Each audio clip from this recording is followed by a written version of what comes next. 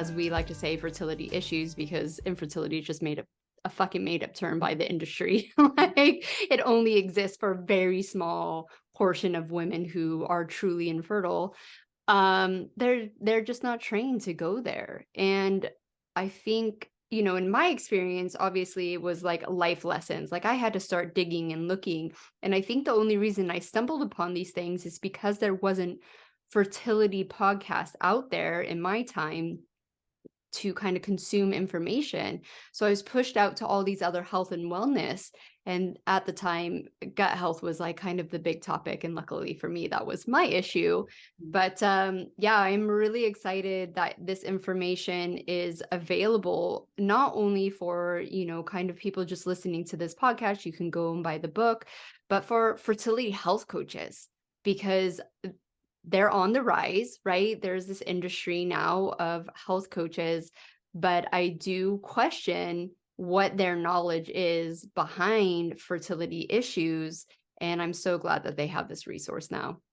Well, thanks. Yeah, I did write it for two demographics. I wrote it for the motivated layperson that is on a fertility journey and likes to educate themselves about cutting edge things. But also, I wrote it for practitioners because there's a lot of biochemical and genetic information in there, but I separated it into appendices so that you can take what you want and leave what you don't.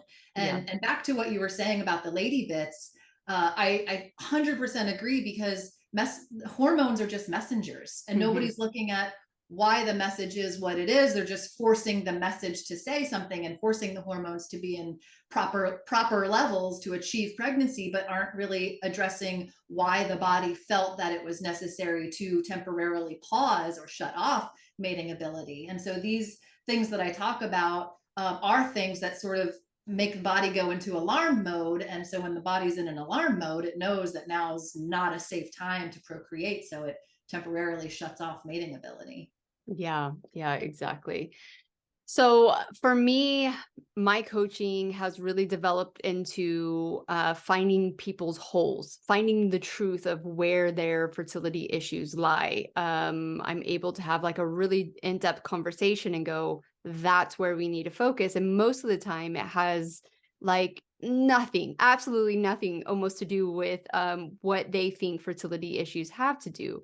I have a client right now who was in a car accident. Her period stopped after the car accident. She already had some kind of issues before, but I think it was the straw that broke the camel's back. And I was like, have your doctors addressed this? She's like, nope, they don't think it's a big deal. And like my whole body was lighting up like, no, this is a big deal for you. We need to focus on this, whether it's a physical thing, a mental and emotional thing, whatever's going on, let's work these pieces out.